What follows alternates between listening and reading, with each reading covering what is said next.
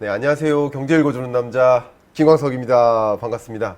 오늘의 책인싸, 책을 통해 핵인싸를 모셔서 인사이트를 들어보자. 오늘의 책인싸 초대 손님이시죠. 김영익 교수님입니다. 안녕하세요. 반갑습니다. 네, 안녕하십니까. 네. 반갑습니다. 네, 우리 시청자 여러분들께 너무나 많은 분들이 다 잘 알고 계시지만 그래도 우리 공식 코너입니다. 삼행시로 자기소개 혹은 뭐 여러 가지 오늘 참여하는 어떤 마음가짐 뭐든지 표현해 주셔서 좋은데 준비가 되셨습니까? 예, 저는 뭐 증권사 리서치다 들어가지고 계속 네. 애널리스트로 일했거든요. 네네. 그래서 제 꿈입니다. 그냥 죽을 때까지 애널리스트를 한번 해보고 그랬으면 좋겠다. 제 희망사항이죠. 그러세요. 그래서 뭐 삼행시라고 그러니까 조금 부담스러우시지만 그냥 즐겁게 예. 제가 한번 성함을 한번 불러봐 드리도록 하겠습니다. 예. 예. 그냥 영희 킴으로 그냥 그럴까요? 예, 그렇게 한번 영희 해주세요. 킴으로 제가 한번 해보도록 하겠습니다. 예. 자, 영원한 애널리스트로 이어가고 싶은 킹. 김영익입니다. 너무 멋있습니다. 아이고, 제가 그렇습니다. 그동안 이 삼행시 요청드렸었던 것 중에 가장 멋있는 그 포부와 저도 좀 그런 생각을 좀 하고 있거든요. 예. 영원한 연구자 예. 그리고 여러분들께 객관적으로 지금 경제가 어떻고 특히 저는 이제 실물 경제 관점인데요. 어떻고 앞으로 어떻게 될 것인지 어떤 준비를 해야 되는지 그런 말씀. 제가 뭐 유튜브 많이 보고 있으면 공부 많이 하고 있습니다. 정말 저 해박하고 또 깊이도 있어가지고요. 아니 근데 교수님 뭐 이렇게 구독자들한테 도움이 많이 주시고 있구나 아닙니다. 이런 생각이 들었었습니다. 제가 이렇게 배우고 있는데 이렇게 제가 오늘 대기실에서도 말씀을 나누면서 어떤 생각을 했냐면 왜 이렇게 그 고지에 올라와 계신 분들은 다 하나같이 겸손함을 갖고 계실까, 이렇게 제가 너무나 많이 배우고 여러분들도 많이 존경하고 배우는 그 우리 닥터둠 김영익 교수님인데 이렇게 마주하자마자 배우고 있다는 표현을 쓰시니까 저는 너무 진짜 감동스럽고 또 거기서 배웁니다. 저는 실제로 배우고 있습니다. 제가 정말 실제로 배우고 있고요. 알겠습니다. 오늘 또 주어진 1시간 동안 뭐 우리 구독자님들 어떠실지 모르겠지만 그냥 제가 많이 배워보는 시간 갖도록 하겠습니다. 네, 정말 바쁘시잖아요. 요즘 뭐 그런 분들 그런 표현이 있더라고요. 틀면 나온다. 왜 이렇게 바쁘세요? 뭐 제가 올해 58년 개띠 우리 나이로 하면 65세거든요. 네. 그래서 이렇게 나이 든 사람도 불러줄 때가 있구나. 네. 그래서 불러주시면 거의 다 가다 보니까요. 그래서 틀면 나온다 그런 이야기가 나오는데 정말 바빴었어요. 그러시죠. 올해 바쁘다 보니까 이 양복이 헐었었는데 그러셨어요. 그 양복을 사야 되는데 갈 시간이 없는 거예요. 양복 살 시간이. 그래서 저 집사람이 헌 양복 가지고 이 백화점 가서 이 양복을 사오더라고요. 그래서 그 정도로. 너무 그냥 바쁘게 생각했구나. 네. 공부를 더 해야 되는데 그냥 공부한 건 너무 다 써먹었구나. 그러시죠. 그래서 좀 쉬면서 지금 공부를 좀 해야 될 것 같습니다. 그렇죠. 예. 가끔 이렇게 특히 22년 이 하반기 이 경제가 예. 너무 급변등하니까 그죠? 불확실성이 너무 높다 보니까 정말 뭐 많은 데서 이제 인터뷰 요청 오고 뭐 강연 많이 하시고 하다 보면 또 앉아서 공부하실 시간도 또 부족해지니까 옷 사러 가실 시간까지 없다. 정말 대단하게 하루하루를 보내실 것 같습니다. 그 와중에 이 자리까지 또 자리해 주셔서 너무나 감사한 말씀 다시 한번 드립니다. 오늘은 특별한 자리라서 더 영광스러울 것 같습니다. 너무 말씀 감사하고요. 이제 본격적으로 책인싸니까 책을 통해 인사이트를 들어보는 그런 자리니까요. 일단 단도직입적으로 가도록 하겠습니다. 지금 말씀하신 것처럼 이렇게 바쁜 와중에 책을 내셨습니다. 책을 기획하고 집필하게 된 계기를 여쭤보고자 하는데요. 많은 분들이 이제 책을 보고 계시지만 그 책을 기획하게 된 그 배경을 또 들어보시면 굉장히 좋아하시더라고요. 말 그대로 그 제목, 더 찬스. 당신에게 찾아올 부의 대기회라는 부제를 갖고 있는 더 찬스. 이 책을 기획하게 된 배경 말씀 부탁드립니다. 제가 저 금융회사 다니면서 많은 부자들을 뵀었거든요. 최근도 뭐 일부 부자들을 만나고 있어요. 근데 부자들께서 공통적으로 하시는 이야기가 시대의 흐름에 당하지 말자. 개인한테 당하면은 일부 자산을 잃을 수가 있지만은 시대에 당하면은 모든 자산을 잃을 수도 있고 네. 거꾸로 시대의 흐름을 알면은 큰 부를 축적할 수가 있다는 겁니다. 예, 실제로 제가 아는 부자는 97년 외환위기 때 엄청난 부를 축적했거든요. 그렇죠. 그 이전에 건설회사를 했었는데요. 네. 위기가 올 것 같은 느낌, 저는 통찰력이라고 생각하는데요. 네. 뭐 그런 느낌이 들더라는 겁니다. 네. 그래서 핵심만 남겨두고 주변 사업 정리하고 현금으로 가지고 있었는데 네. 외환위기가 와가지고 모든 자산가격이 싸졌지 않습니까? 그렇죠. 그때 부동산도 싸게 살 수 있고 예를 들어 삼성전자 주가가 3만 원이었었어요. 네. 네, 그래서 그때 큰 부를 축적했거든요. 네. 네, 그리고 제가 일부 그 개인 투자자들 만나 보면은 정말 좋은 종목을 골라가지고 투자를 하셔요. 네. 예를 들어 삼성전자도 좋은 종목이죠. 그럼요. 네, 그런데 9만 원대 많이 사셨더라고요. 그 9만 원대 이제 10만 원, 10만 전자 이야기가 나왔지 않습니까? 네. 근데 제가 그분들을 만나면서 생각해 본 거는 거시경제의 흐름, 특히 그 선행지수 순환변동치 이거 하나만 보셨을 때도 보셨다면은 9만 원에 안 사셨을 텐데 그렇네요. 지금 6만 원 안팎에서 더 사셨을 텐데 그렇죠. 그래서 거시경제의 흐름을 좀 아셔야 된다. 예, 그래서 이번 거 책을 썼고요. 예, 그리고 제가 보기에는 지금 어려운 시기가 오고 있는데 제가 저 탄스라고 더 찬스라고 물론 출판사에서 제목을 달아줬습니다만 뭐 부자들 기회가 오고 있다. 이 기회를 잘 활용하시라. 그런 의미에서 책을 썼습니다.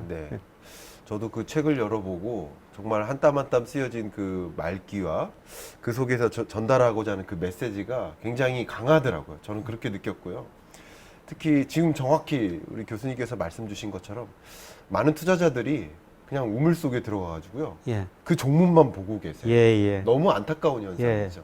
이 우물 밖을 봐야 되는데. 그렇죠. 지금 오늘 거대한 태풍이 우리 한반도를 이제 밀어닥치고 있지 않습니까? 근데 이 와중에 밖을 안 보고 날씨를 안 보고 우리 좋은 커피숍 가서 커피 마시자. 아무 의미 없잖아요. 날씨를 봐야 되는데. 그렇죠. 저는 그 얘기입니다. 교수님께서 말씀하신 그 의견과 고견도 거의 비슷한 말씀이신 것 같은데 좀 날씨를 보자. 바깥 사정을 보자.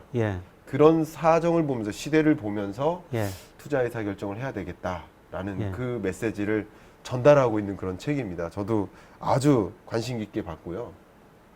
이 책인싸에 이제 본격적으로 토크에 진입하기 전에 교수님의 명강의를 좀 청하는 시간이 있습니다. 3분짜리 미니 강연입니다. 그래서 이 책을 중심으로 해서 이 책에서 전달하고자 하는 그 메시지를 3분 동안 단독 강연으로 요청을 드리거든요. 여기 앉아서 합니까? 네, 그렇습니다. 그래서 카메라 앞에 보시면서 제가 미니 강연을 요청드리는데 그 미니 강연의 주제는 새로운 부의 기회를 포착하는 법. 3분 미니 강연 청해 드리도록 하겠습니다. 책 내용 간단히 설명을 드리면요. 2008년 미국에서 금융위기가 있었고요. 2020년 코로나 위기로 세계 경제가 극한 침체에 빠졌어요. 근데 위기를 굉장히 빨리 극복했거든요. 각국 정부가 가감한 재정 정책을 펼쳤고요. 중앙은행 금리 0%까지 내리고 양적완을 통해 가지고 소비 투자를 부양했기 때문입니다. 그래서 경기는 극기화 회복됐는데 이 과정에서 정부 부채가 크게 늘어났고요. 그다음에 저금리 때문에 가계 기업 부채가 많이 늘어났습니다. 부채의 성장했다는 거죠. 그리고 실물에 비해서 유동성이 너무 많이 늘어났기 때문에 자산 가격에 저는 거품이 발생했다고 보고 있습니다. 그런데 물가가 오르니까 금리를 인상할 수밖에 없고요. 그래서 지금 부채 문제가 드러나고 자산 가격 거품이 붕괴되고 있죠. 채권 시장에서 먼저 거품이 붕괴되고 있고요. 주식 시장에서 거품이 붕괴되고 있고, 저는 조만간 우리 부동산 가격이 떨어지고 있으면 미국 부동산 시장도 떨어지라고, 집값도 떨어지라고 보고 있습니다. 그래서 모든 자산 가격이 거품이 붕괴되는 과정이다. 그런데 멀리 내다보면은 이거를 우리가 지금 싸게 살 기회가 오고 있다. 사실 그 시기는 아무도 모르는데요. 그 시기가 저는 내년이라고 보고 있습니다. 그래서 내년은 부를 적극적으로 늘릴 수 있는 기회다. 그 기회를 좀 대비해야 된다. 이런 말씀을 드리고 있고요. 그 다음에 책에는 뭐 환율 금리에 대해서 좀 언급하고 있습니다. 최근에 그 달러 가치가 지속적으로 상승하고 있는데요. 저는 장기적으로는 달러 가치가 내년부터는 하락할 것이다. 내년에 미국 경제가 저는 상당히 심각한 침체에 빠질 것이다. 그렇게 보고 있습니다. 그래서 미국 금리가 낮아지고 있고요. 예, 그리고 우리 금리도 지금 상당히 계속 오르고 있는데 내년에는 좀 하락할 거로 보고 있습니다. 왜 그렇게 보냐 하면은 우리 잠재 성장률 많이 떨어지고 있고요. 그리고 우리 저축보다 저축이 더 많아가지고 자금이 남아돈 상태고, 그리고 갈수록 기업들이 돈을 덜 빌렸을 것이기 때문에 그 돈 가지고 은행이 채권을 살 수밖에 없다. 그래서 금리는 내년부터 다시 하락할 것이다. 뭐 이런 내용들을 담고 있습니다. 교수님 강의 3분 동안 근래 경제 한 2, 3년 동안의 경제의 흐름을 예. 그냥 다 응축해서 정리해 주신 그런 느낌입니다. 특히 제가 이제 말씀 중에 느꼈던, 뭐 저도 이제 판단했던 것들하고 좀 비슷하게 연출되는 것들이 2020년, 21년 예. 풍선에 바람을 불어넣는 과정이었다. 지금은 그 바람이 빠지는 과정이다. 자산 버블이라고 계속 언론에서 쏟아부었었고, 그 자산 버블이 빠지는 과정인데 많은 주식 투자자들이 내 주식이 왜 빠지는지 모르겠다라고 하시니까 그게 더 이상한 거예요. 그렇죠. 지금 말씀 중에 다 나왔는데요. 그죠? 10만 전자 바라볼 때 그때의 어떤 거시경제 환경과 지금 5만 전자로 떨어진 이 거시경제 환경이 그냥 첨예하게 다른데, 그렇죠. 그 다른 경제 환경을 보지 않고 그냥 종목만 들고 있으니까 그냥 이게 왜 떨어지는지 모르는, 그죠? 그런 현상 아닌가, 저는 그런 걸 느꼈거든요. 그래서 제가 느낀 건데요.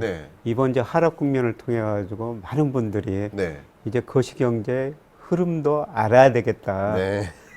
그래서 공부를 좀 많이 하시더라고요. 맞습니다.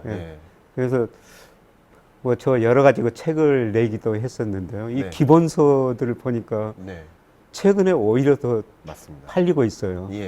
전에는 그렇게 안 팔렸는데 이번 그 하락 국면을 통해 가지고 개별 종목도 중요하지만 이 거시경제 흐름도 알아야 되겠다. 그렇게 우리 투자자들이 많이 이번 기회를 통해 가지고 어떤 교훈 같은 것 얻으신 것 같아요. 맞습니다.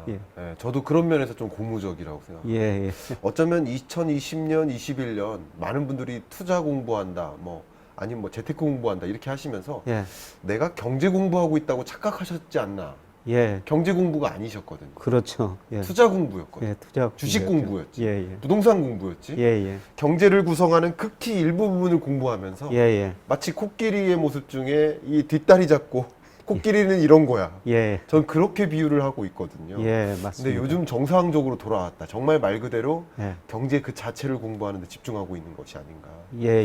우리 교수님 통해서 이 거시경제 선봉장 교수님 통해서 많이들 또 배우실 수 있는, 저도 많이 배우고 있지만 여러분들도 많이 배우실 수 있는 기회가 됐으면 좋겠습니다. 제가 오늘 드리고 싶은 첫 번째 질문인데요. 어쨌든 이 22년 하반기 경제가 녹록치 않습니다. 어떻게 진단하고 계십니까? 저는 어떻게 진단하시는지, 그리고 어떻게 전망하시는지 이걸 여쭈려고 하는데, 일단 먼저 어떻게 진단하고 계세요? 지금의 경제. 뭐 작년 말부터 저는 올 하반기 내년 경제가 어려워질 것이다. 근데 작년 말에는 대부분 일부 낙관적인 견해도 있었거든요. 맞아요. 그런데 지난 7월 그 IMF 전망 보니까 제목이 글루미 앤드 모아 데인저러스. 그렇게 제목을 달아놨더라고요. 정말 많이 변했어요. 그러니까. 근데 보통 IMF는 그 부재를 안 달았었거든요. 보고서에는. 그렇죠. 월드뱅크는 부재를 달았는데 IMF는 그 부재를 달았거든요. 보고서에. 홈페이지에 게시할 때는 달았지만 보고서상에는 그걸 안 달았었어요. 월드 이코노믹 아웃룩 딱 하고 말았는데 이 부재를 다룬 것 자체가 심상치 않다라고 느꼈거든요. 정확하게 짚어주신 거예요. 그래서 저는 미국 경제가 사실 상반기 마이너스 성장했지 않습니까? 2분기 연속 마이너스 성장했는데 경기 침체는 아니다. 그건 소비가 증가했고 고용이 증가했기 때문입니다. 그런데 제가 가지고 있는 모델로 저 미국 경제를 한번 전망해 보니까요. 3분기에는 한 1.5% 플러스 성장이 나오는데 4분기 내년 상반기에는 심각한 침체로 나오거든요. 그거는 지금 경제 성장을 이끌었던 미국 GDP의 70% 차지하고 있는 소비가 감소하고 있기 때문입니다. 그래서 왜 소비가 감소할까? 이런 생각을 해봤을 때 물가는 오르니까 미국의 실질 가처분 소득이 줄어들고요. 미국 가계의 저축률이 과거 평균 한 7%인데 지난 7월 보니까 5%로 낮아지고 예, 그다음에 지금 채권 시장 거품 붕괴됐죠. 주식 시장 거품 붕괴되는 과정이죠. 네. 7월부터 집값도 떨어지기 시작하고 있습니다. 네. 이런 것들이 소비에 영향을 주면서 아마 올 4분기 내년 상반기에는 소비가 줄어들면서 마이너스 성장할 것이다. 네. 이렇게 지금 보고 있고요. 네. 그런데 저도 뭐 다른 분들 다른 데서는 어떻게 전망하는가 이걸 봤더니 그 아이비들 네. 이렇게 전망해 보니까 미국 경제가 올해보다 내년 성장률이 올라갈 것이다 전망하는 데는 한 군데도 없더라고요. 한 군데도 없습니다. 예. 네. 예, 그리고 뭐 도이치뱅크, 노무라 그다음에 이런 데는 특히 노무라는 내년에 마이너스 1.1%로 성장 네. 전망하고 있더라고요. 네. 예, 그리고 IMF 전망을 보면서 예, 저는 미국 경제가 내년에 1.0, 네. 유로존 1.3, 네. 일본 1.7로 전망해 놨어요. 네. 내년은 미국 경제가 일본 경제 성장률보다도 낮아진다. 네. 이렇게 전망을 하면서 네. 예, 내년에 그 미국 경제가 좀 어려워지겠다. 이런 전망을 했고요. 네. 예, 그리고 제가 내년에 좀 경제가 어려워진다면 질문이 그러면 2008년하고 2020년하고 네. 그때보다 더 어려워지느냐 그때보다 좋느냐 네네. 상대적으로 이런 질문을 하는데요. 네네. 예, 저는 그때보다도 좀 더 오래 가고 좀 깊이도 좀 깊어질 거라고 보고 있습니다. 그렇게 보고. 예, 왜냐하면 그 부채 네. 문제가 많이 쌓였고요. 네. 지금 그때는 그 자산가의 거품이 지금까지 심각하게 발생 안 했거든요. 네. 자산가의 거품까지 붕괴되면서 좀 더 오래 갈 것이다. 예, 그리고 정책 수단이 좀 한계가 있을 거라는 거죠. 예, 지난 위기 때는 과감한 재정 정책, 통화 정책 펼쳐가지고 위기를 극복했는데요. 네. 지금 미국 정부 부채가 GDP 한때 130% 넘었다가 지금 127% 이 정도 떨어졌는데요. 네. 그래서 제가 보기에는 굉장히 높거든요. 네. 근데 통화 정책이 더 한계가 있을 거라고 보고 있어요. 네. 저는 물가 상승률이 낮아지기는 낮아지려고 보는데 네. 그래도 내년 상반기간 상당히 높은 수준 유지하려고 보고 있거든요. 네. 금리를 많이 내릴 여지가 없다. 네. 그리고 가계 기업 부채가 늘었기 때문에 금리를 내려도 소비 투자가 빨리 늘어나지 않을 것이다. 네. 그래서 사실 2008년 2020년 위기 경제 침체 이후 뭐 세계 경제 성장을 보면 V자로 회복했지 않습니까? 예. 물론 내년에 상반기에 많이 떨어지면 일정 시간까지는 V자로 회복될 텐데요. 네. 그 이후에 상당히 오랫동안 낮은 성장에 그칠 거라고 보고 있습니다. 그렇군요.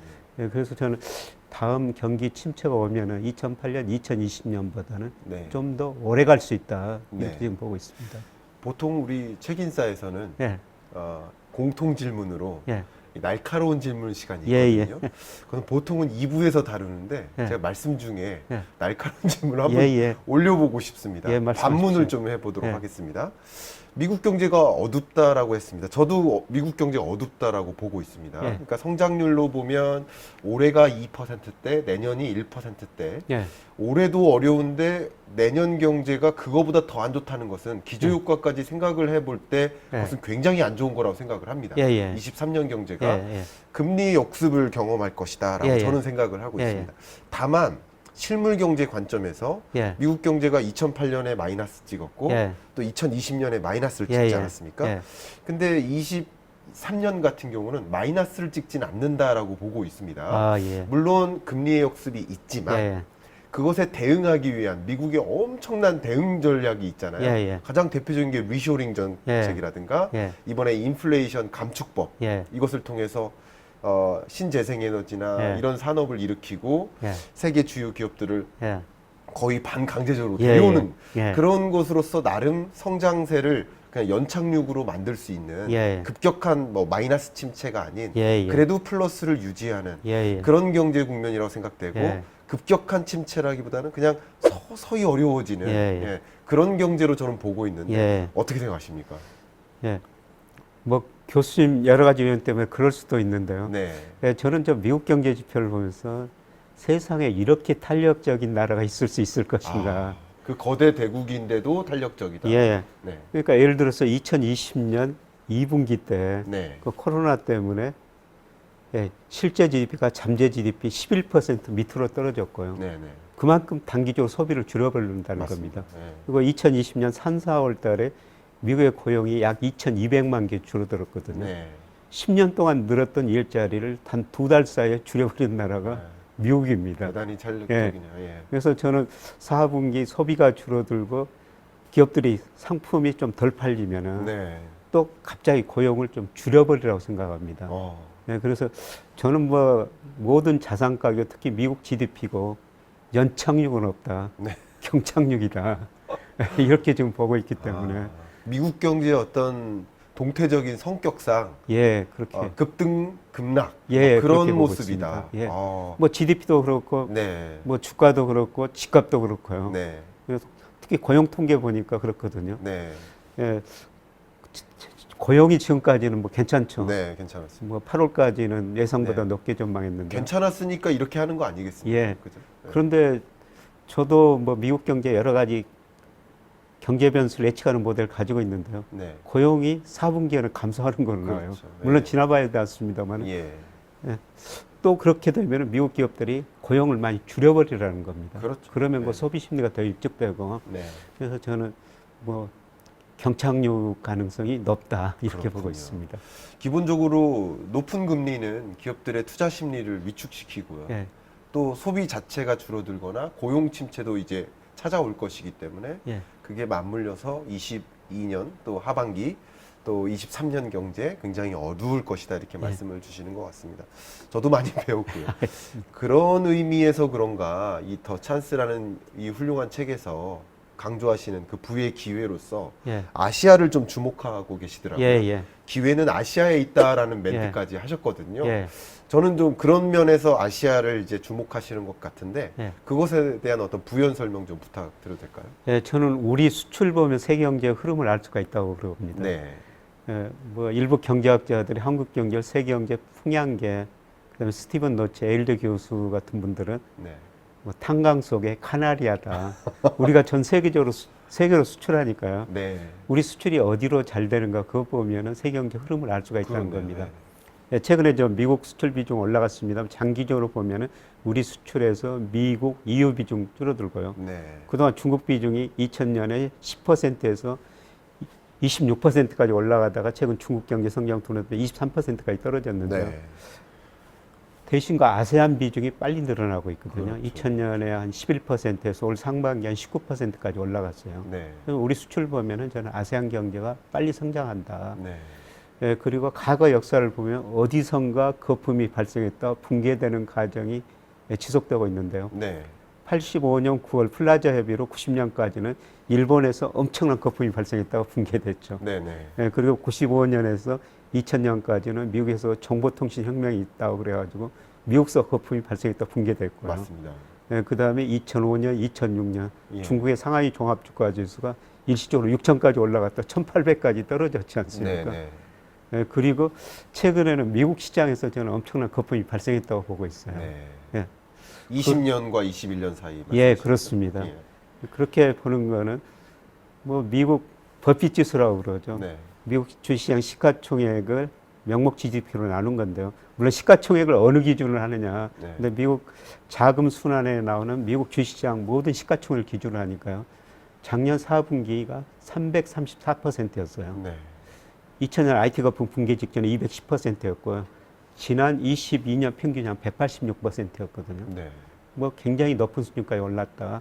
그리고 미국 가계 자산 중에서도 금융 자산 중에서 주식 비중이 작년 4분기 54%까지 갔거든요. 네. 2000년 IT 거품, 2008년 글로벌 금융위기 직전에 네. 한 48% 안팎이었어요.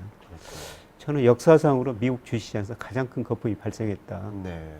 그리고 사실 지난 10년만 보면은 미줌이란 단어도 나오는 것처럼 네. 사실 뭐 젊은 분들은 지난 10년간 미국 주가가 오르는 것만 보셨거든요. 그렇습니다. 근데 2000년 미국에서 IT 거품 붕괴되고요. 네.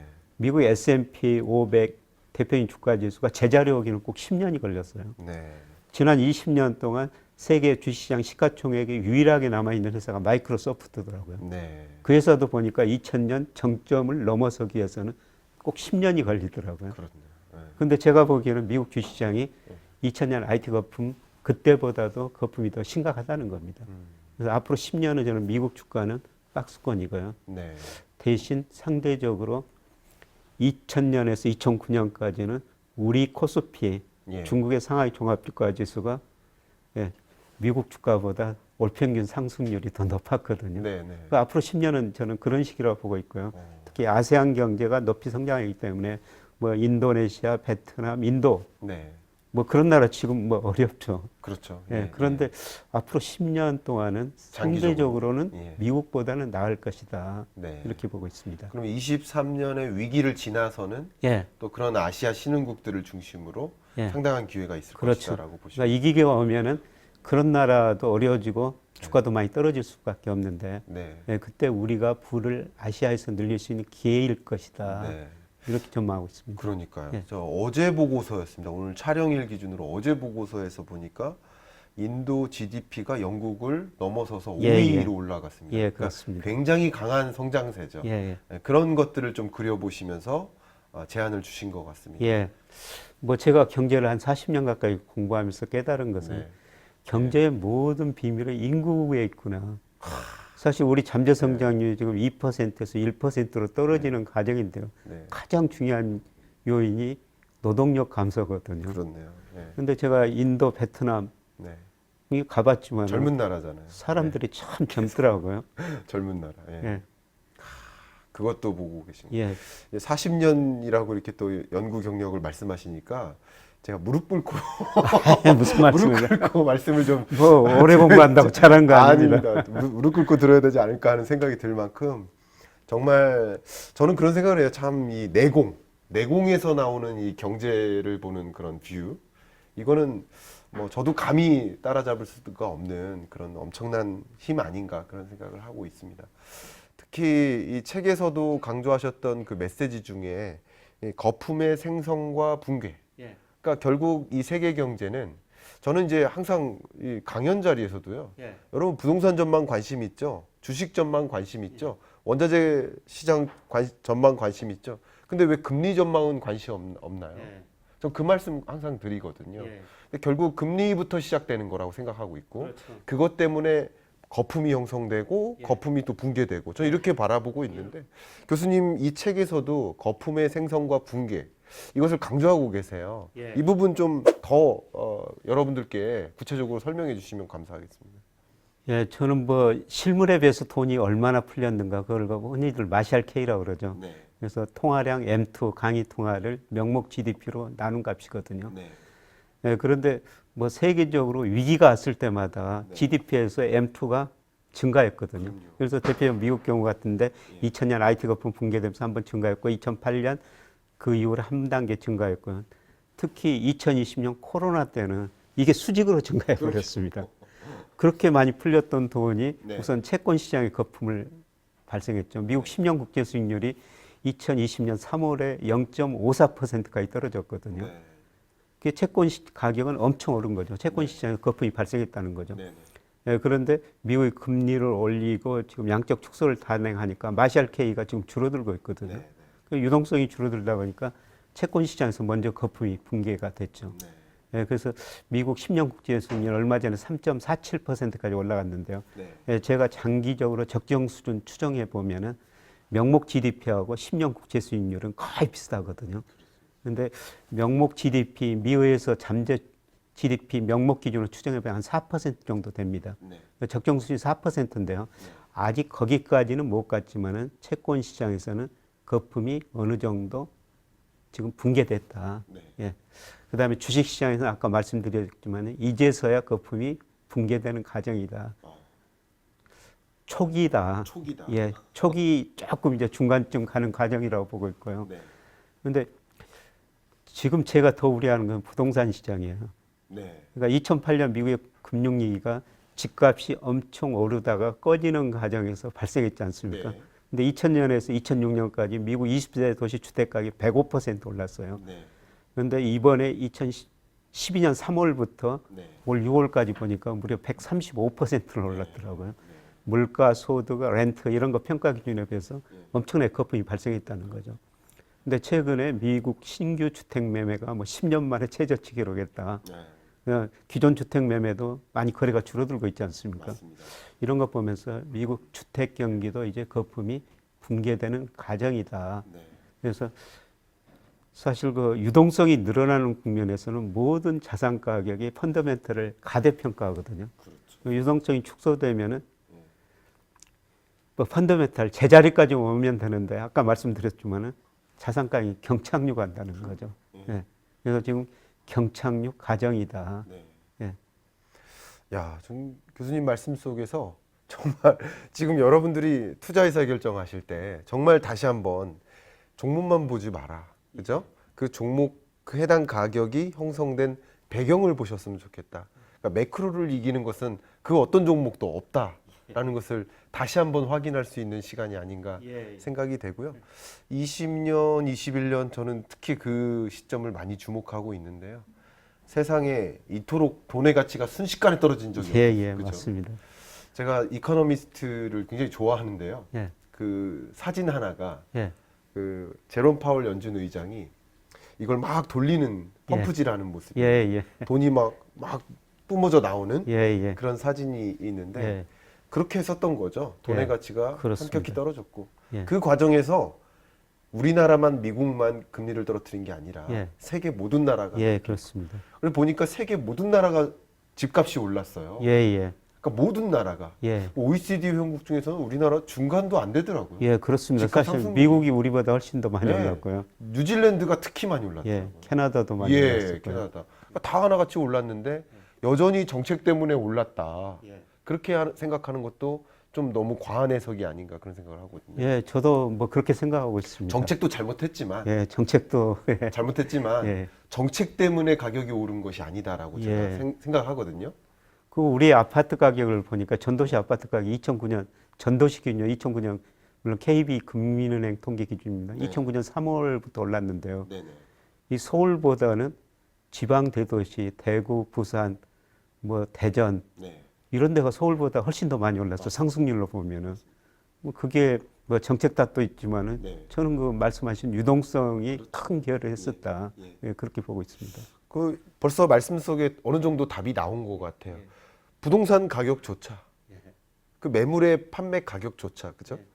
주식의 가격조차, 원자재 가격이나 그밖에 여러 가지 가격조차, 가상화폐 포함해서 결국 이 유동성의 힘과 그냥 역행해서 움직일 수가 없는 중요한 변수니까 여러분들도 경제 그 자체를 좀 공부하시면서 좀 합리적인 그런 투자 의사 결정하시면 어떨까 생각을 합니다. 저희 채널에서 또 많은 분들이 환율에 관심을 갖고 계세요. 저도 개인적으로 좀 몇 개월 전부터 이제 같은 출판사에서 이제 책을 내셨지만 강한 달러의 시대가 온다. 그래서 실제 강달러가 왔습니다. 1360원을 뚫었습니다. 이제 오늘 촬영일 기준으로 뚫었는데 이 강달러 기조 이미 책에서 환율 전쟁, 글로벌 환율 전쟁에서 다루고 계시거든요. 그 책에서도 다뤘듯이 이 환율 전망 많은 분들이 관심 있으세요. 환율 전망 정말 중요한 것 같습니다. 저는 저희 학생들한테 금리 환율만 알면 경제 공부 다 했다. 그만큼 어렵다는 것이죠.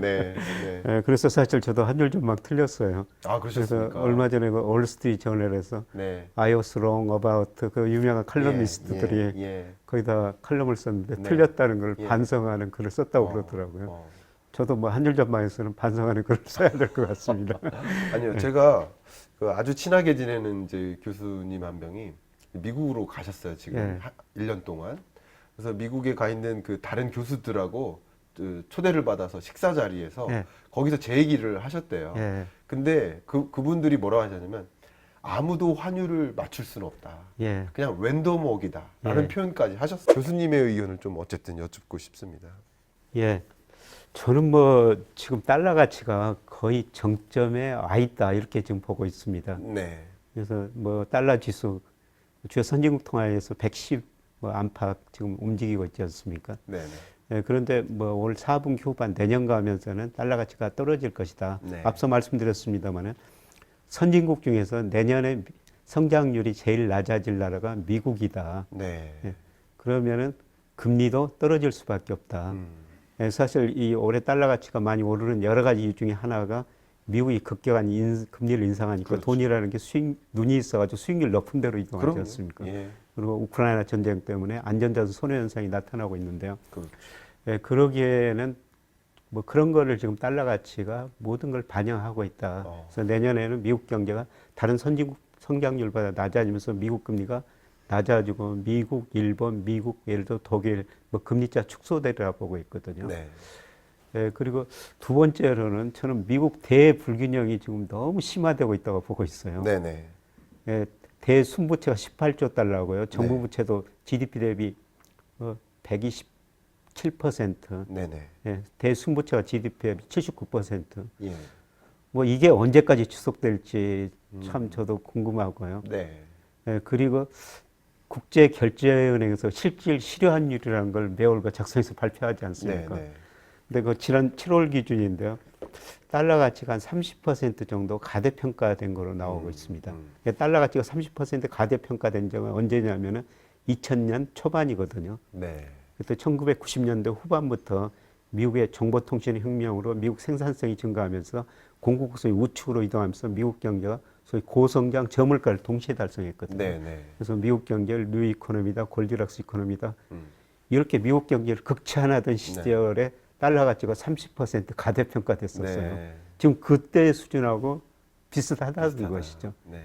그래서 달러 가치가 지나치게 지금 가대평가된 상태이기 때문에 네. 내년에는 어느 정도 제자리를 찾아가는 과정이다. 네. 예. 그래서 내년에는 그 달러 가치가 하락하리라고 보고 있는데요. 네. 이것도 좀 지켜봐야 될 것 같고. 네. 그래서 다른 데는 어떤가? 네. 저 블룸버그 컨센서스를 매월 보거든요. 네. 그런데 내년에는 뭐 유로, 위안, 그다음에 엔 전부 강세로 전망해 놨더라고요. 네. 특히 엔을 강세로 전망해 놨어요. 네. 근데 엔은 뭐 국제 결제는 기준에 따르니까 7월에 41%나 가소평가됐어요. 그렇죠. 네. 역사상 최저치더라고요. 예. 그래서 저는 시간이 갈수록 이게 아예 적정 수준까지는 가지 못하지만은 그래도 그 방향으로는 갈 것이다. 그렇군요. 예, 그래서 내년에는 저는 달러 가치 하락하고 다른 네. 통화 가치는 강세라고 보고 있습니다. 네. 말씀하신 것처럼 이제 거품이 형성되고 거품이 꺼지듯이 어떻게 보면 과대평가, 과소평가되는 그런 시국에서 예. 균형점을 찾아서 예. 가는 경로에 있기 때문에 예. 그런 면에서 이렇게 강조를 하시는 것 같습니다. 예. 저는 특히 갑자기 물론 달러 강세 기조가 계속 나타날 거라는 것은 전망했는데 예. 얼마 전에 있었던 잭슨홀 미팅에서 예. 제롬 파월 연준 의장의 그 8분간의 연설 예. 생각했던 시장이 기대했던 것보다 더 강한 긴축을 가져가겠구나 라고 하니까 그것이 반영되면서 달러 강세를 더 부추기는 것이 아닌가 판단하고 있고요. 그리고 이제 다음 주죠. 미국 CPI가 발표되잖아요. 예, CPI. 저는 그걸 학수고대하고 있습니다. 예, 저도 기다리고 있습니다. 도대체 9.1을 다시 상회할까? 아니면 8.5 밑으로 떨어질까? 예. 이것에 따라서 또 달러 가치도 향방이 바뀔 거라고 생각하거든요. 그렇죠. 예, 그 부분 한번 코멘트 해주세요. 왜냐하면 CPI 발표되고 이어서 그 다음 주에 FOMC가 있으니까 결국은 물가에 따라서 물가가 정점을 찍고 떨어졌던가 아니면 정점을 다시 갱신하면서 고점을 향해 가는가 여부에 따라서 FOMC의 의사결정이 또 달라질 수 있다. 그렇죠. 예, 그 잭슨홀 미팅에서의 그 추진하던 방향대로 더 가든가 아니면 그거보다는 좀 주춤해질 수 있다. 이렇게 보고 있거든요. 저는 좀 물가 상승률이 좀 낮아질 거라고 보고 있습니다. 네. 말씀하신 것처럼 뭐 6월에 9.1, 7월에 7.5% 이렇게 8.5% 나왔죠. 근데 8월 거는 제 모델은 한 7.8% 정도 나와요. 8% 밑으로 떨어진다. 예, 예. 네. 이게 좀 지켜봐야 될 것 같습니다. 그렇죠. 예. 이 모델에 나온 수치고요. 네. 예, 그거는 유가가 그래도 많이 떨어졌지 않습니까? 예, 120달러까지 갔던 WTI가 최근 90달러 안팎까지 떨어졌고요. 네. 예, 그 다음에 수요 측면에서 네. 좀 소비 이축이 지금 저는 나타나고 있다고 보고 있거든요. 네. 공급 측면에서는 원자재 가격 하락, 네. 수요 측면에서는 소비 증가세 둔화 이런 것들이 결합되면서 물가 상승률은 이미 그 6월 고점을 치고 떨어졌다고 보고 있습니다. 사실 우리 소비자 물가도 지난 7월 달에 6.1%인데 6.3%. 6.3%였던가요? 6.0, 6.4. 예. 예. 그다음에 8월에는 좀 5.7%로 떨어졌죠. 저는 우리나라 미국 소비자 물가나 상승률은 정점을 치고 네. 이제 상승률은 낮아진다. 그 네. 정도의 차이가 문제다. 네. 그렇게 보고 있는데요. 네. 저는 내년에 미국 물가도 우리 물가도 많이 상승률은 낮아지리라 보고 그렇죠. 있어요. 상승률은 낮아질 예. 거라. 저도 그렇게 생각합니다. 예, 하반기에는 미국 3% 이하까지 갈 거라고 보고 있거든요. 네. 예, 그만큼 내년에는 수요가 위축될 것이다. 예, 그렇게 보고 있기 때문에 예, 저는 물가 상승률이 한 7.8% 그렇게 보고 있는데요. 네. 그래서 그 FOMC에서 네. 그 금리를 0.75 올릴 것인가, 0.50%포인트 올릴 것인가. 네. 뭐 이것도 남아있는 문제인데요. 저는 0.50%포인트 물가 상승률이 낮아지고 지금 수요가 위축되고 있기 때문에 0.75%포인트는 올리기는 쉽지 않을 것이다. 네, 네. 0.50% 올리고 그 무렵에 환율도 달러 가치도 떨어지고 네. 미국 주가도 좀 반등하리라고 보고 있습니다. 그렇겠네요. 예, 예. 예. 물가 상승률이 피크아웃 되는 것을 시장이 확인할 즈에는 예, 예. 통화 정책의 어떤 스탠스가 조금 완화될 것이고요. 그죠? 예. 그렇기 때문에 달러 강세 기조가 조금 완화될 수 있다. 예. 저는 뭐 파월 연준 의장 뭐 계속 그 연설 발언도 뭐 FMC 할 때 또 기자 간담회도 하고 있지 않습니까? 네. 그때 계속 보는데요. 예. 그런데 작년에는 물가 상승률을 너무 가소평가하더니 네. 제 느낌입니다. 네. 지금은 너무 가대평가 겁먹는 것 같아요. 한번 혼났잖아요. 네, 한번 혼났기 때문에. 네. 예. 그래서 위험을 좀 너무 과소평가하다가 혼났다. 예. 페드의 실패다. 예, 예. 뭐 이런 얘기를 많이 하니까. 예. 그래서 그런 것도 있지 않을까 생각이 듭니다. 우리 교수님이 한국은행 총재라고 만약에 예. 총재가 되실 수도 있는 자격이 있으실 테니까 충분히 그렇게 하신다면 그렇다면 지금 파월이 0.5나 이 빅스텝 행보를 계속 유지한다고 했을 때 미래 예비 총재로서 그냥 한번 질문 드려보겠습니다. 현재 총재다라고 했을 때 한국 적정한 금리 인상 속도는 어떻게 해야 된다고 보십니까? 갑자기 쑥 들어온 질문이에요. 말씀 속에서 예. 그냥 총재 자격이 있다라고 생각하고 있기 때문에 저도 드리는 말씀입니다. 자격은 없고요. 예. 뭐 금통위원 자격도 없고요. 근데 제가 그 위원 중 하나라면은 네네. 예, 저는 금리 한 번만 올리고 끝내자 이렇게 말씀을 드리고 싶어요. 네. 이유는 어떻게 되십니까? 우리 경제도 지금 저는 4분기부터 마이너스 성장하리라고 보고 있거든요. 네. 예, 우리 경제가 1분기, 2분기는 미국식 연율로 따지면 사실 2.6, 2.8% 성장했어요. 네. 예, 괜찮죠. 네네. 예, 그런데 괜찮고. 저는 4분기 가면서 네. 물론 그 소비는 좀 증가하겠지만 수출이 네. 감소세로 돌아서리라고 보고 있거든요. 네, 네. 그래서 수출이 마이너스 성장 기여하면서 아마 우리도 경제도 4분기에 마이너스 성장할 것이다. 예, 그리고 금리라는 게 제가 기준금리를 인상했을 때 소비 투자에 미치는 그 시차 효과를 한번 분석해 보니까요. 네. 한 6개월 정도 시차를 두고 생산, 산업 생산, 소비에 가장 큰 영향을 미치거든요. 네. 네. 예, 그것들이 지금 금리 인상한 것들이 내년 상반기에 예, 상당히 크게 나타날 것이다. 네. 네. 예, 그래서 저는 뭐 이번 금통위 이제 2번 남았죠. 네. 한 번만 제가 만약 금통위원 네. 구성위원 중 한 사람이라면은 네.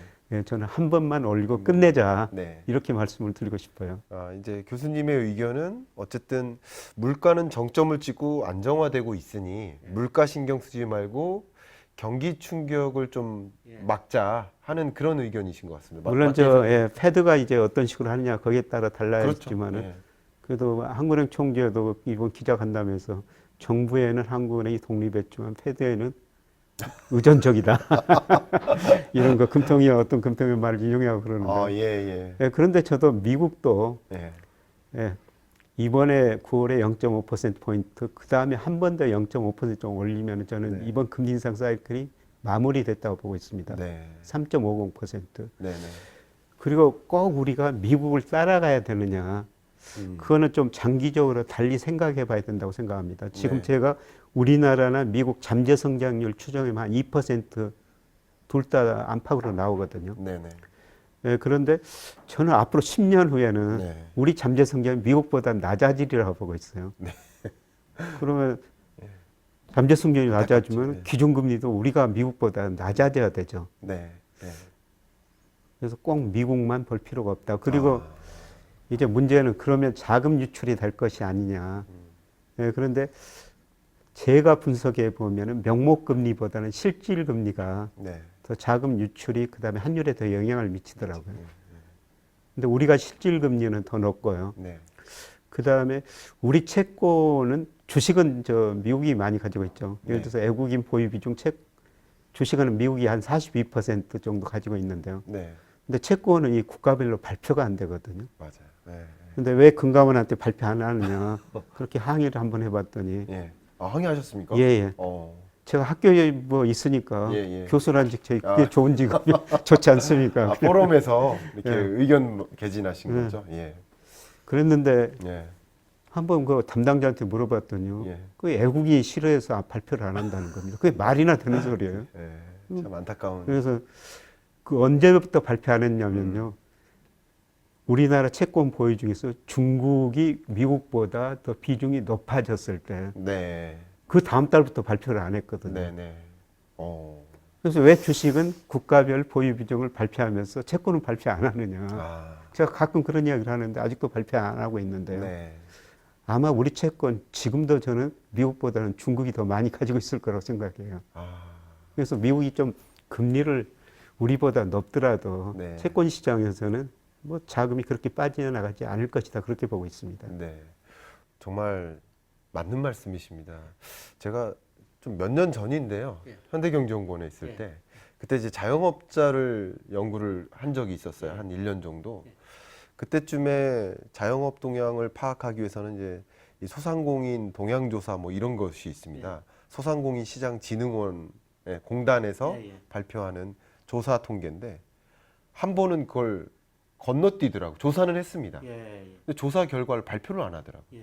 한 번 조사 결과를 발표 안 한 적이 있어요.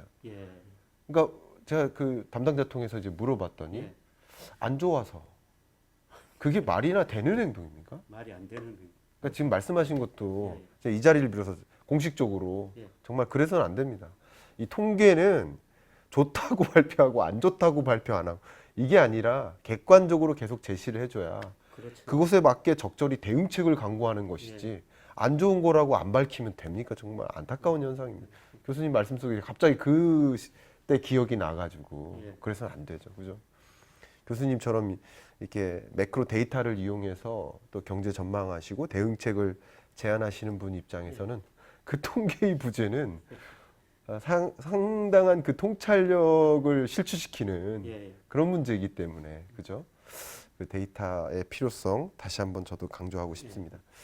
이렇게 심층적으로 대화를 나누다가 역시 제가 계속 배우는 자리라고 생각하고 많이 배우고 있는데요. 감히 우리 책인싸의 공통 질문 시간입니다. 감히 날카로운 질문을 좀 드려보도록 하겠습니다. 부디 땀 좀 흘리시면서 당황하시는 그런 모습을 연출을 해주시기를 바라는 마음으로 이렇게 질문을 좀 드려보도록 하겠습니다. 자, 아시아 외환위기 가능성이 계속 점증되고 있습니다.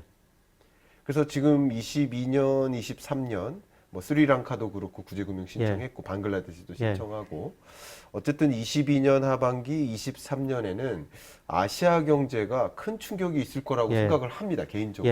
신흥국들인 거죠. 근데 그럼에도 불구하고 아시아에 기회가 있다라고 판단하시는 것, 그 부분에 대한 의아함을 갖고 계신 분들이 분명히 계실 겁니다. 말씀 한번 부탁드립니다. 당황 좀 되십니까?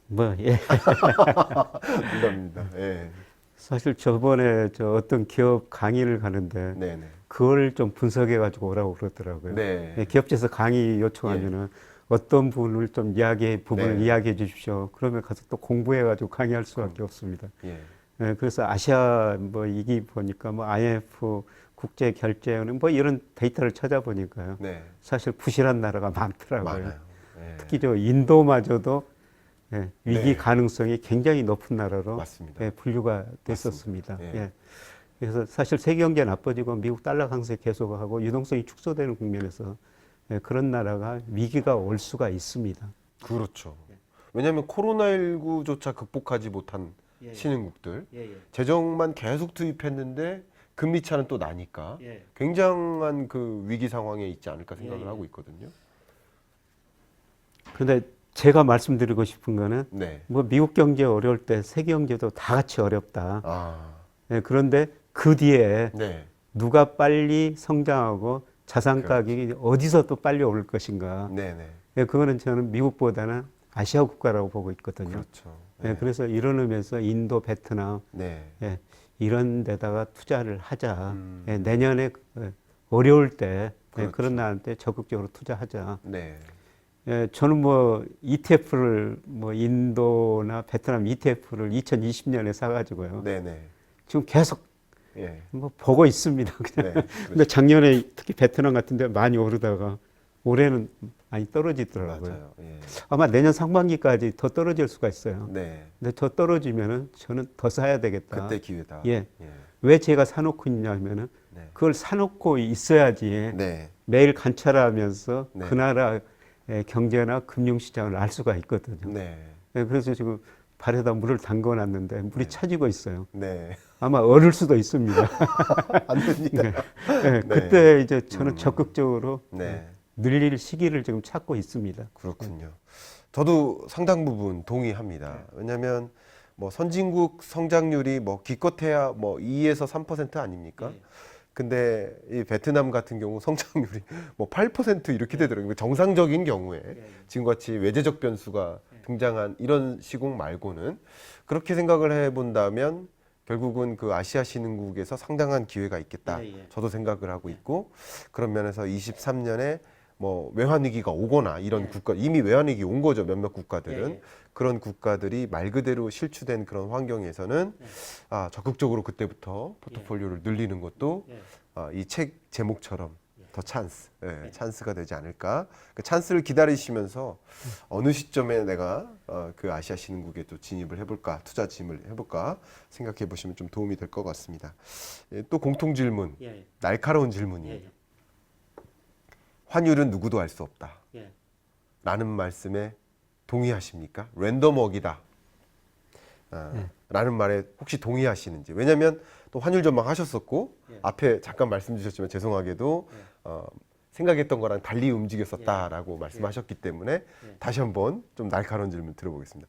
환율은 누구도 알 수 없다라는 말에 동의하시는지.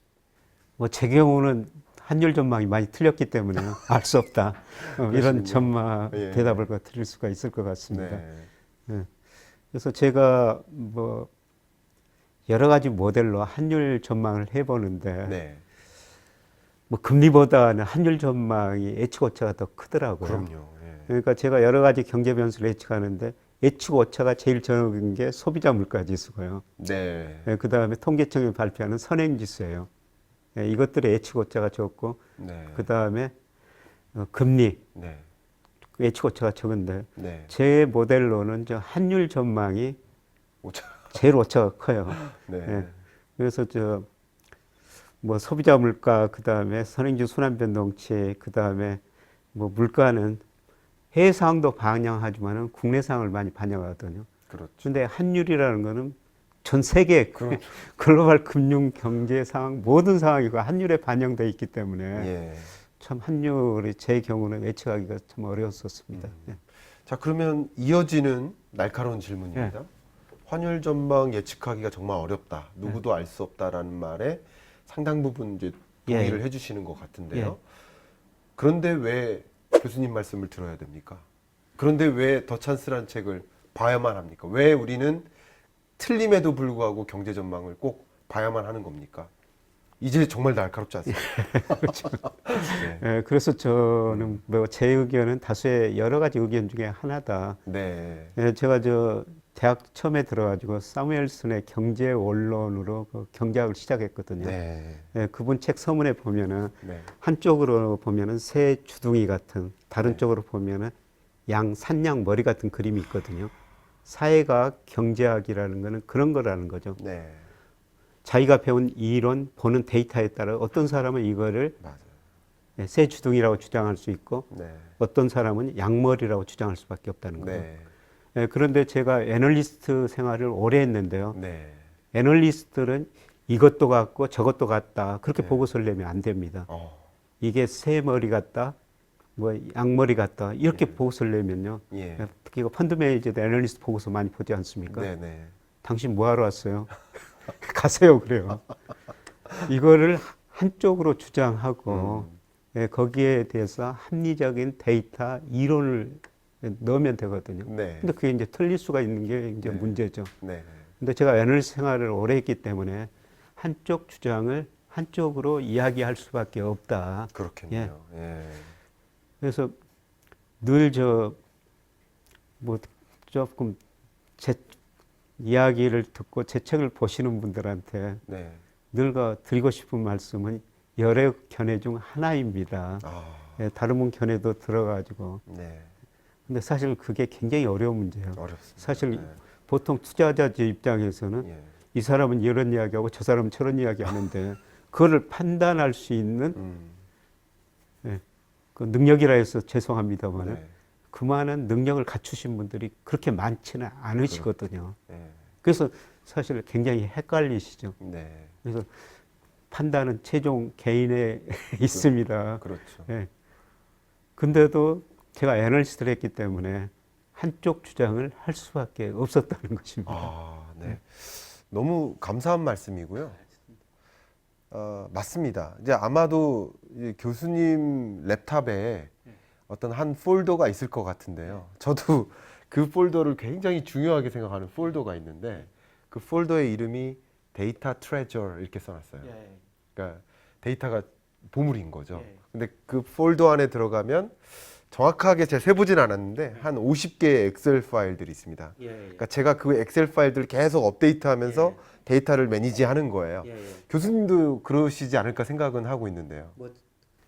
제가 네. 뭐 리서치센터장하고 연구소장도 했습니다. 네. 그때 연구원한테 자료를 만들려고 부탁했으면 지금 강의를 못 하는데요. 네, 저는 제 모든 자료를 제가 데이터 직접 입력하고 그러시죠. 요새는 일별 자료까지 계속 입력하면서 일별까지. 예, 예. 거기 데이터를 계속 입력하다 보면 어떤 감각 같은 것도 생기거든요. 맞습니다, 맞습니다. 예. 예, 그래서 그 거시경제 시계열 분석은 뭐 아시겠습니다만은 과학이고 예술이다, 네. 사이언티픽이고 아트다 이런 이야기까지 네. 있지 않습니까?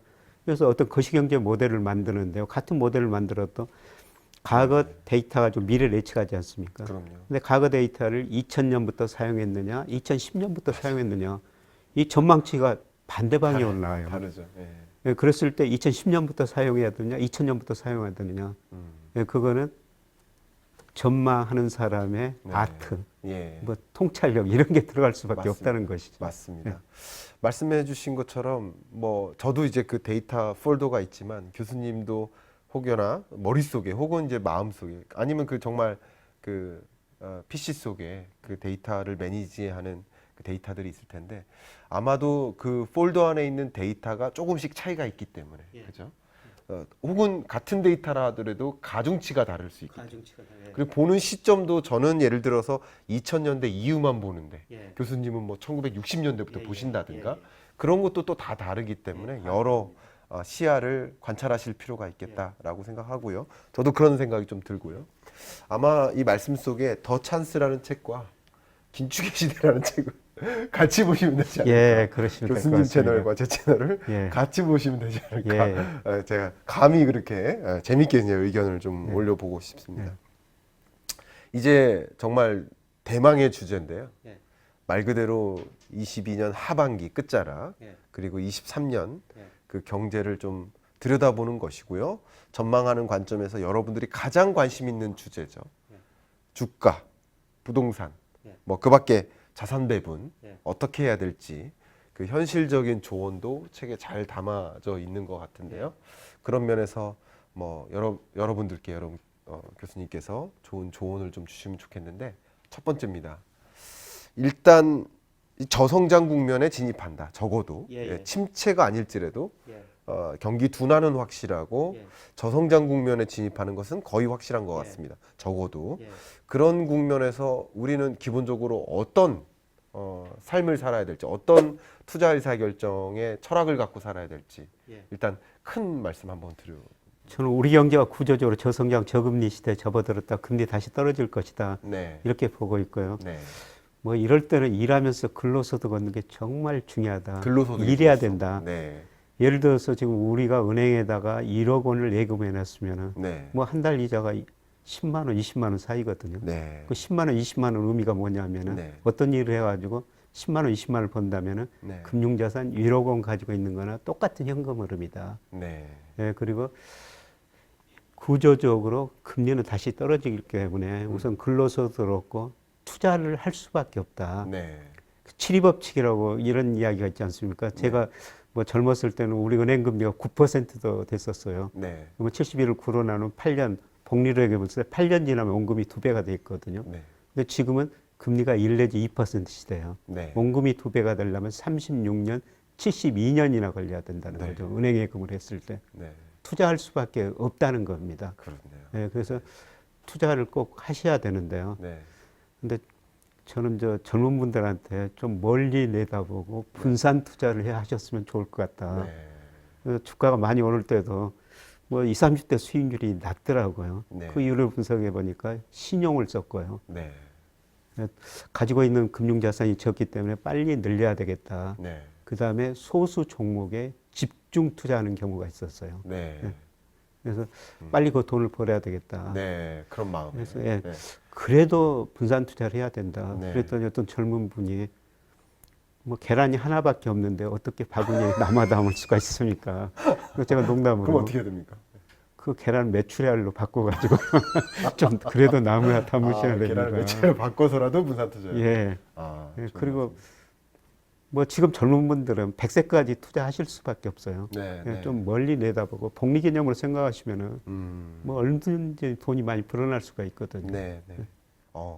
결국 우리가 저성장 국면에 진입하는 그런 국가로서 그것을 막기 위한 노력도 필요합니다만 어쨌든 저성장 국면으로 진입한다라고 한다면 그것에 대응할 필요가 있는데 교수님 조언은 저축 그리고 분산 투자, 장기 투자 이 세 가지 원칙을 제시해 주셨습니다. 뭐 아주 기본적인 말씀을 드린 건데. 근데 너무 와닿습니다. 저는 정말 좋은 말씀이시고 저도 그런 생각을 많이 갖고 있는데 다시 한번 이제 제 생각을 더 탄탄하게 만드는 계기가 된 것 같습니다.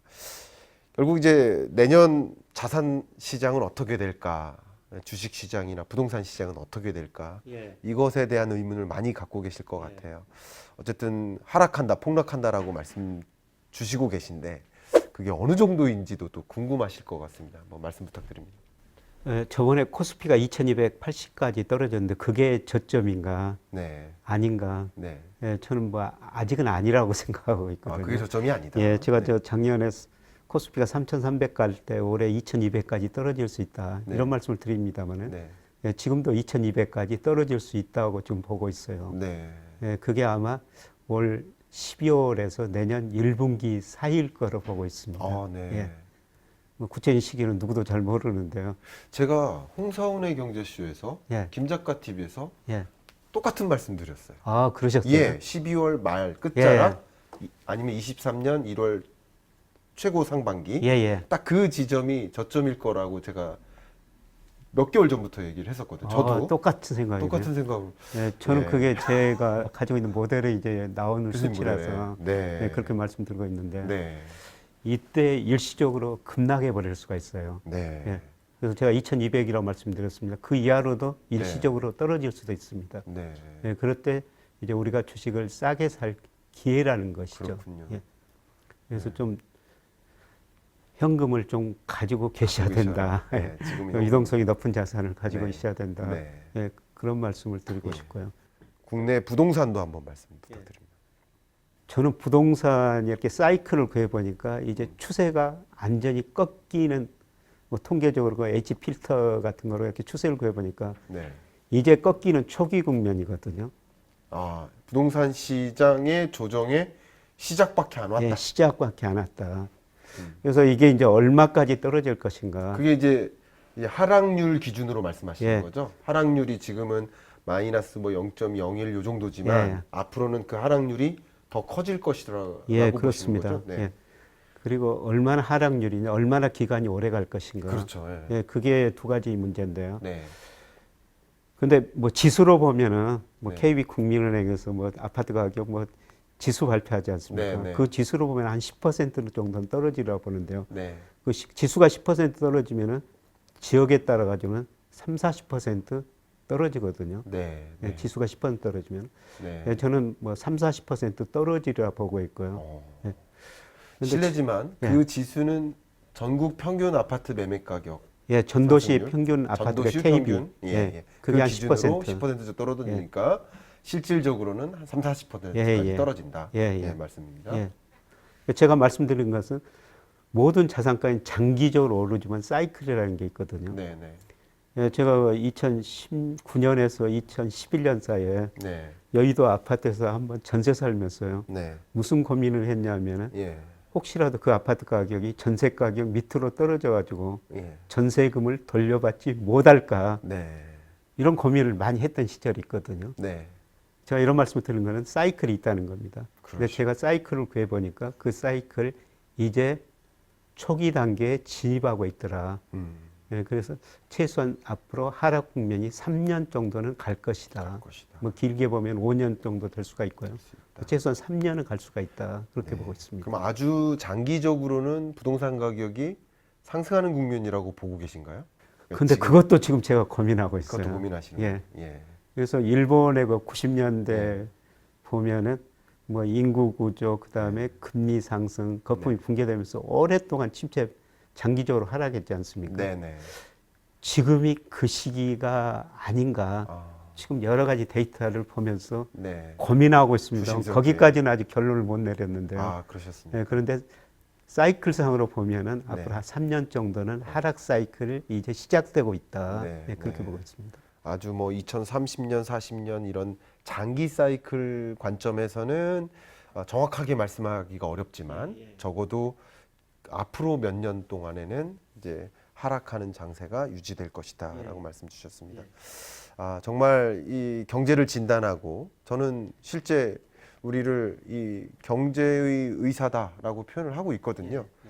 뭐 의사 선생님들이 몸을 진단해서 처방을 주듯이 우리 경제를 진단하고 좋은 처방을 제공하시는 그런 인물이기 때문에 경제 의사다 이런 생각을 개인적으로 하고 있는데 오늘 1시간여 동안의 말씀 속에서 그런 것들을 더 느낄 수 있었던 시간이었던 것 같습니다. 이제 아우트로 공통 질문이거든요.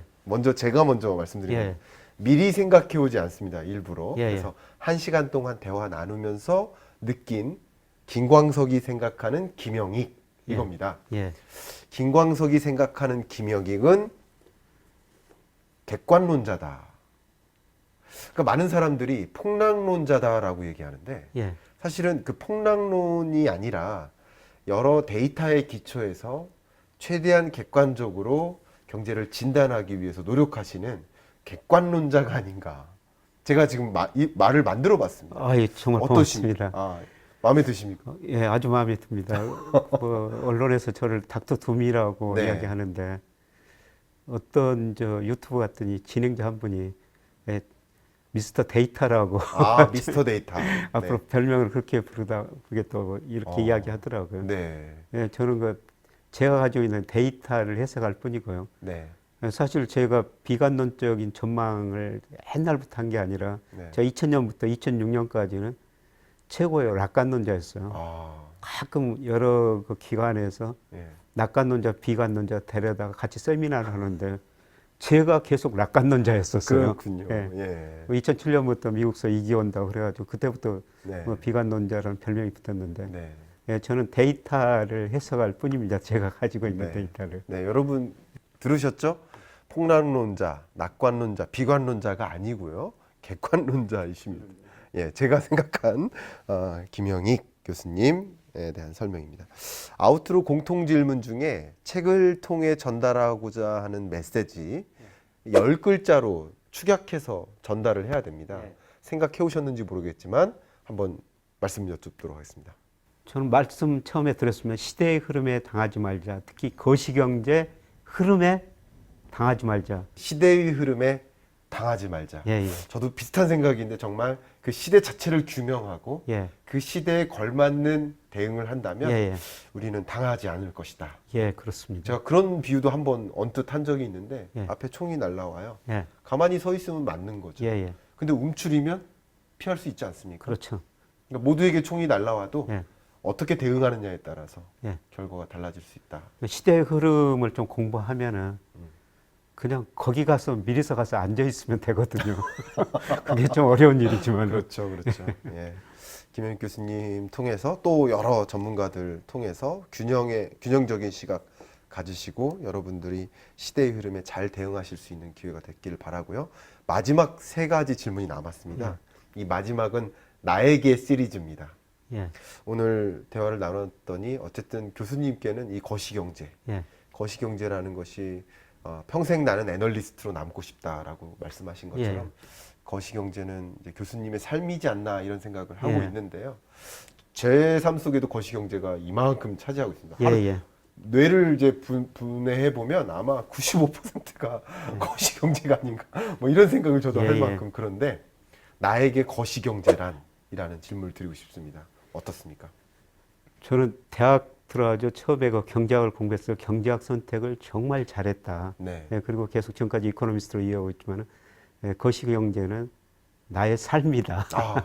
거시경제는 나의 삶이다. 예, 그러신 것 같습니다. 맞습니다. 그 삶이 행복하시죠?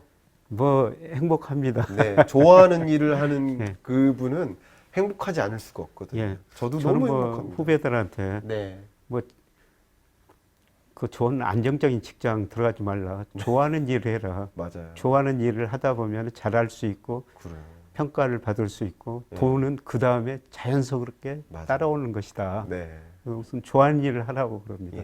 좋아하는 일을 제가 이코노미스트라는 일이 좋아했기 때문에 뭐 새벽에 나와가지고 일했고 주말에도 뭐 회사 나와가지고 일했고 5시 출근했었거든요. 좋아하는 일을 하다 보면은 그 뭐 열심히 하고 잘할 수밖에 없죠. 저도 이제 토요일, 일요일 양일은요.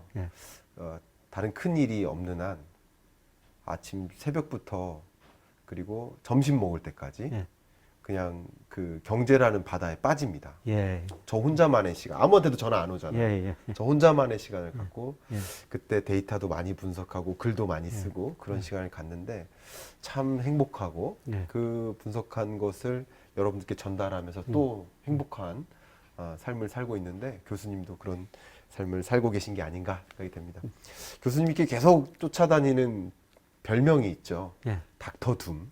그래서 나에게 닥터 둠이란 이런 질문을 좀 드려보고 싶습니다. 나에게 닥터 둠이란? 별로 기분 안 좋습니다. 그렇습니까? 별로 기분 안 좋은 거. 2008년. 왜 그렇습니까? 저 둠이라는 게 어둡다는 어두우니까 그런 닉네임 좀 원하지 않으신가? 저는 성격이 참 낙관적이거든요. 그러시군요. 그래서 제가 요새 새벽 4시에 눈 뜨자마자 야 오늘 또 살아있구나. 이 살아있다는 게 얼마나 좋습니까? 그러세요? 그러면서 하루하루 뭐 저한테 주어진 임무 최선을 다하고 즐겁게 보내자.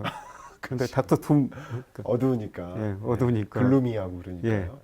그래서 그러네요. 아까 말씀드렸지만은 뭐 저는 데이터만 보고 해석하니까요. 미스터 데이터 하시면 좋을 것 같습니다. 그런 별명이. 그래서 저도 경제 읽어주는 남자라는 애칭이 너무 좋아서 너무 좋아요. 그것을 상표를 등록했어요. 한 돈 100만 원 정도 들어요. 그러니까 교수님도 원하시는 그 닉네임을 예를 들면 미스터 데이터 이것을 상표 등록하시고 나한테 그냥 미스터 데이터라고 불러달라. 도움이 되지 않을까 하는 생각을 개인적으로 조금 해봤습니다. 자, 마지막 질문입니다.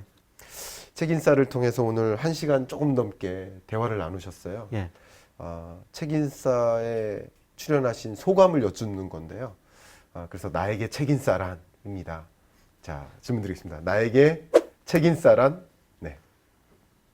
그동안 여러 방송 뭐 글을 썼습니다. 가장 깊이 있는 대화를 나눴던 것 같아요. 그만큼 그 교수님께서 깊이 있는 그 통찰력이 있었고요. 그러셨습니까? 그래서 저도 거기에 맞춰서 대답하려고 참 힘들었습니다. 아닙니다. 너무 정말 저 의미 있는 시간이었습니다. 저도 있는 시간. 늘 이런 토론을 통해 가지고 배우게 되거든요. 책인싸란 의미 있는 시간.